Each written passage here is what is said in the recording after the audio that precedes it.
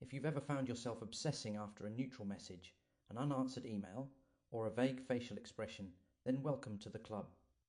It's that sinking feeling that you've said too much, come on too strong, or ruined something without knowing why. It can feel overwhelmingly painful, triggering dread, concern, and even shame. This experience is often labelled Rejection Sensitive Dysphoria, or RSD, and for people like us, it can feel like being emotionally crushed by something as simple as silence. It's intense, it's relentless, and it doesn't always make sense. Not until you understand what might be going on under the surface. Here's my theory. RSD might not be about weakness, overreaction, or emotional immaturity. It might be one of our greatest cognitive assets, hyperfocus, but misdirected, inward-facing, and unresolved. Think of it as a negative thought loop, a problem-solving engine running on ambiguity instead of facts and feeding off emotional energy instead of dopamine. It's often described as emotional hypersensitivity, a tendency to overreact to perceived rejection, criticism, or social slights. But what if that's not the full story?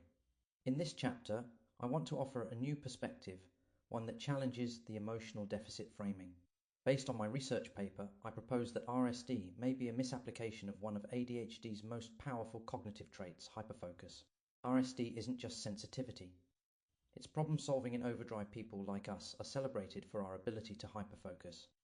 We can become completely absorbed in something interesting, engaging, or urgent. Time disappears, distractions fade. We're locked in. Now imagine that same intense focus, not aimed at a task or a creative idea, but turned inward. Now directed at an ambiguous social cue such as an email or text that wasn't answered. For neurotypical people, these moments might register as small or forgettable. But for us, unresolved input creates a sense of cognitive tension because our brains hate unfinished business. So we do what we do best. Simulate, rehearse, repeat. We try to solve the problem in our heads. What did they mean? Did I say something wrong? Are they upset? Are they ignoring me?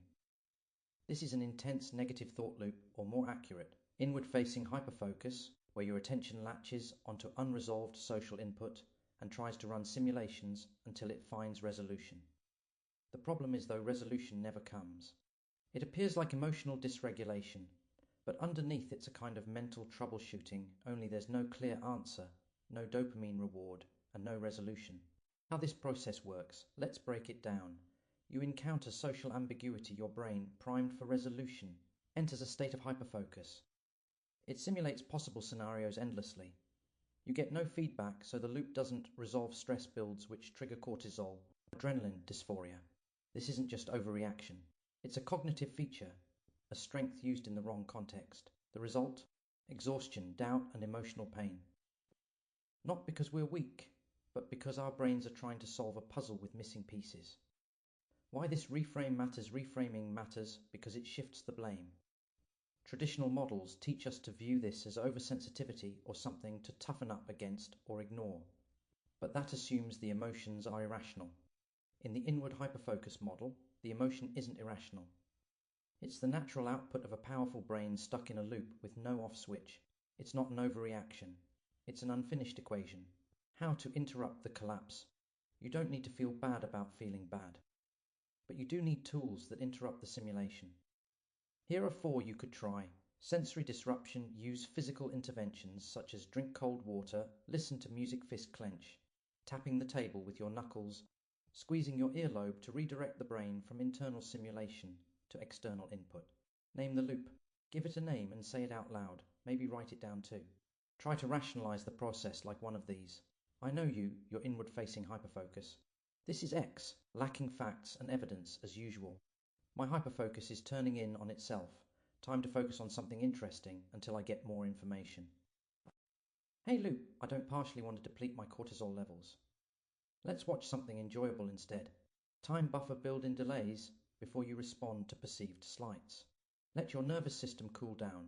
You could go for a walk, do some artwork, go make a coffee or tea or some other drink you prefer, write it down and agree to come back to it in 1 hour uncertainty practice. Use mindfulness, journaling or coaching to build tolerance for unanswered questions. This isn't about ignoring emotions. It's about redirecting the engine of your attention. IH is a cognitive misfire, not a character flaw. When you understand IFH as inward-facing hyperfocus, it becomes easier to manage. You stop blaming yourself for feeling hurt. You start learning how to pause the loop. RSD isn't irrational.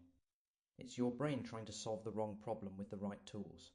Once you begin to recognize this is IFH and not RSD, you start view this as an experience and not as a dysfunction. You'll begin to see this as a powerful mechanism that needs steering, not silencing.